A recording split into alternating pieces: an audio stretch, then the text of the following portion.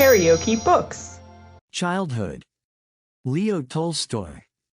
Translated by C.J. Hogarth. Audiobook. Chapter 4, Lessons. Karl Ivanich was in a bad temper. This was clear from his contracted brows, and from the way in which he flung his frock coat into a drawer, angrily donned his old dressing gown again, and made deep dents with his nails to mark the place in the book of dialogues to which we were to learn by heart. Willota began working diligently, but I was too distracted to do anything at all.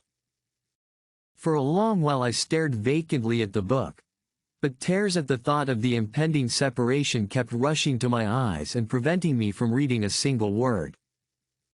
When at length the time came to repeat the dialogues to Karl, who listened to us with blinking eyes, a very bad sign, I had no sooner reached the place where someone asks, "Wo kommen Sie her?" "Where do you come from?" and someone else answers him, "Ich komme vom Kaffeehaus," "I come from the coffee house," then I burst into tears and, for sobbing, could not pronounce, "Haben Sie die Zeitung nicht gelesen?" "Have you not read the newspaper?" At all. Next, when we came to our writing lesson, the tears kept falling from my eyes and, making a mess on the paper, as though someone had written on blotting paper with water. Karl was very angry. He ordered me to go down upon my knees, declared that it was all obstinacy and puppet comedy playing, a favorite expression of his, on my part, threatened me with the ruler, and commanded me to say that I was sorry. Yet for sobbing and crying I could not get a word out. At last, conscious, perhaps, that he was unjust, he departed to Nicola's pantry and slammed the door behind him. Nevertheless their conversation there carried to the schoolroom. "Have you heard that the children are going to Moscow, Nicola?" said Karl. "Yes. How could I help hearing it?" At this point Nicola seemed to get up, for Karl said, "Sit down, Nicola," and then locked the door. However, I came out of my corner and crept to the door to listen. "However much you may do for people, and however fond of them you may be, never expect any gratitude, Nicola," said Karl warmly. Nicola, who was shoe-cobbling by the window, nodded his head in assent. 12 years have I lived in this house," went on Karl, lifting his eyes and his snuff-box towards the ceiling, "and before God I can say that I have loved them, and worked for them, even more than if they had been my own children. You recollect, Nicola, when Willota had the fever? You recollect how, for 9 days and nights, I never closed my eyes as I sat beside his bed? Yes, at that time I was, the dear, good Karl Ivanich, I was wanted then, but now," and he smiled ironically, "the children are growing up, and must go to study in earnest. Perhaps they never learned anything with me, Nicola?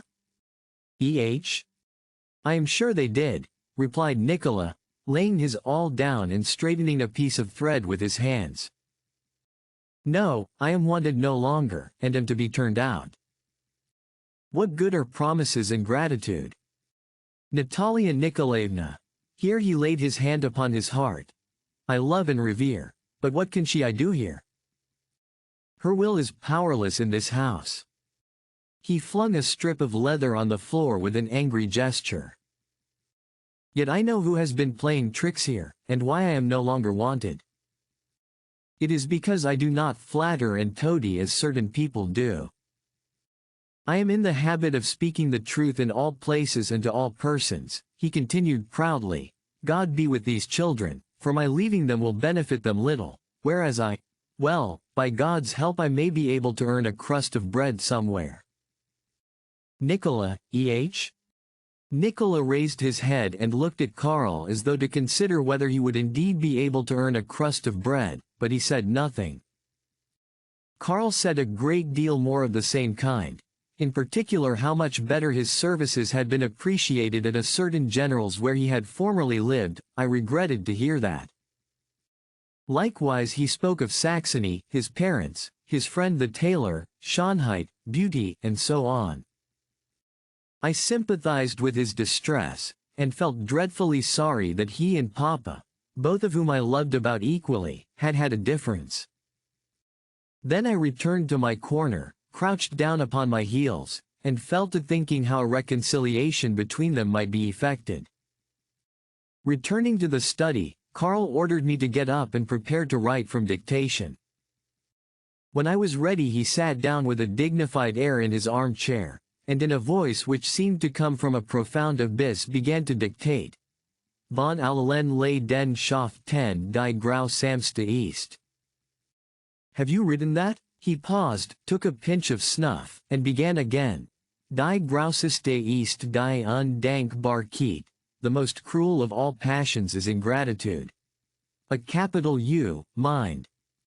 The last word written, I looked at him, for him to go on. Punctum, stop, he concluded, with a faintly perceptible smile, as he signed to us to hand him our copybooks. Several times, and in several different tones, and always with an expression of the greatest satisfaction, did he read out that sentence, which expressed his predominant thought at the moment. Then he set us to learn a lesson in history, and sat down near the window. His face did not look so depressed now, but, on the contrary, expressed eloquently the satisfaction of a man who had avenged himself for an injury dealt him.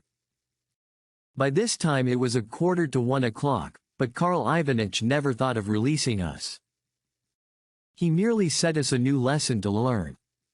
My fatigue and hunger were increasing in equal proportions, so that I eagerly followed every sign of the approach of luncheon. First came the housemaid with a cloth to wipe the plates. Next, the sound of crockery resounded in the dining room, as the table was moved and chairs placed round it. After that, Mimi, Lubotshka, and Katenka. Katenka was Mimi's daughter and 12 years old, came in from the garden, but Foucault, the servant who always used to come and announce luncheon, was not yet to be seen. Only when he entered was it lawful to throw one's books aside and run downstairs. Hark! Steps resounded on the staircase, but they were not Foucault's. Foucault's I had learnt to study, and knew the creaking of his boots well. The door opened, and a figure unknown to me made its appearance. If you liked what you heard, please subscribe to the channel.